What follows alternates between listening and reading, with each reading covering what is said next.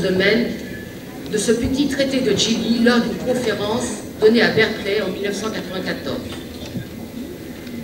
Intitulé Annihilation is a Messenger, sa contribution portait essentiellement sur les passages où Djili traite du fana fi rasoul, étant entendu que lui-même n'emploie jamais cette expression proprement dite. Le thème du fana fi rasoul étant, je le rappelle, au cœur de la polémique qui, depuis une vingtaine d'années, oppose certains islamologues à propos du concept de néo-soufisme. En effet, selon une opinion qui a prévalu jusqu'à une époque récente, le XVIIIe et le XIXe siècle ont été marqués par l'émergence en Afrique de nouvelles confréries, Sanoussia, Khatmiya, Idrissiya, etc., qui auraient eu pour dénominateur commun de promouvoir un soufisme épuré des dérives doctrinales émanant de l'école d'Ibn Arabi et caractérisé par un prophétocentrisme soi-disant inédit. Selon cette interprétation des faits, le principal instigateur de ce néo-soufisme serait Ahmed ibn Idriss, présenté comme un émule d'Ibn Taymiya et qui aurait donc jeté les bases de ce qu'on appelle communément la tariqa muhammadiya, la voie muhammadienne. Mais cette vision des choses a été sérieusement remise en cause à partir de 1990, notamment par les travaux de Ofahe et de Radke.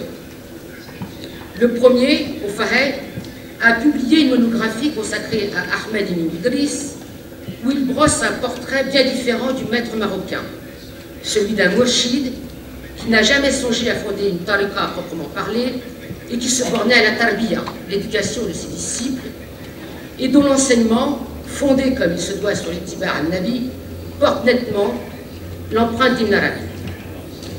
Quant à Radke, on lui doit une série d'articles qui ont permis de grandes avancées dans notre connaissance du soufisme en Afrique au XVIIIe siècle.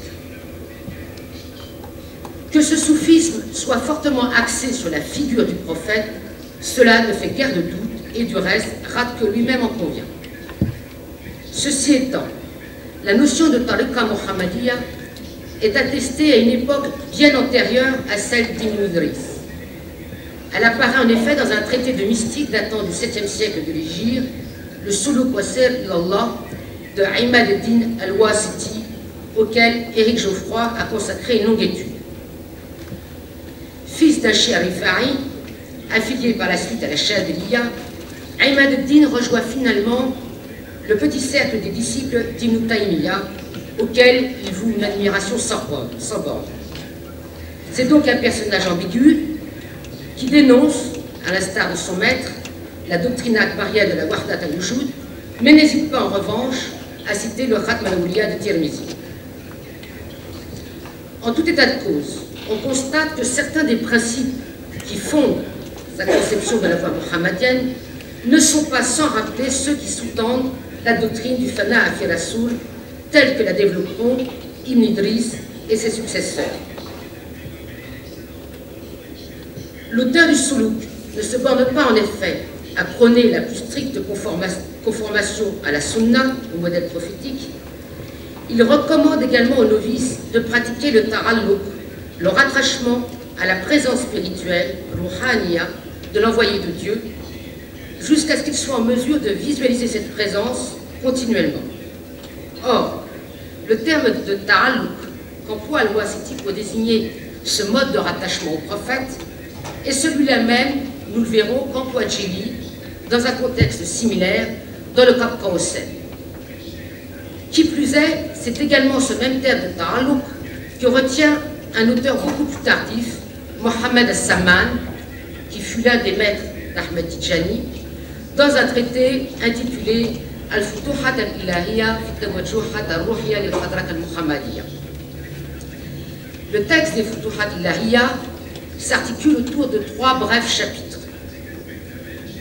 Le premier aborde en détail la question du ta'alluq. L'auteur distingue 2 types complémentaires de rattachement.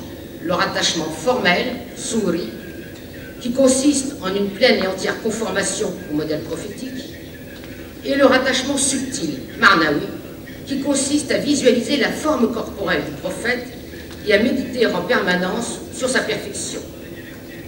Dans le second chapitre, l'auteur évoque quelques-unes de ses visions. Enfin, dans le troisième et dernier chapitre, il revient sur le thème du Kamal, de la perfection du prophète. Ainsi que l'a remarqué Radke, nous sommes là en présence d'une réflexion particulièrement élaborée, mais désordonnée, du concept de Tariqa Mohammadiyya. Un texte que l'on pourrait donc qualifier de novateur, à ceci près que Mohamed Salman n'en est pas vraiment l'auteur.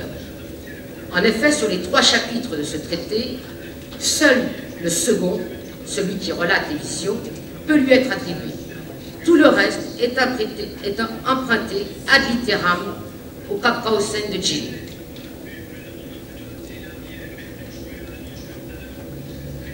Quoique décisive dans le développement de la tradition akbarienne, l'œuvre de Jili, en grande partie inédite, reste largement méconnue. On ignore au demeurant le nombre exact de ses écrits, dont beaucoup ont disparu. Rida Atlar, dans l'inventaire qu'il en a dressé dans sa thèse, retient 11 titres, dont l'attribution à Jili ne fait aucun doute. 2 de ses ouvrages sont de vastes compendiums qui comportent de multiples traités. Il s'agit du recueil intitulé Haqiqat al-Haqaïq, dont Jili indique qu'il comprend 30 traités, mais dont 3 seulement subsistent, et du Namous al-Aqdam fi Ma'rifat al-Rasoul, qui contient 40 traités, mais dont 7 seulement nous sont parvenus, et parmi lesquels figure le Qaqawsen.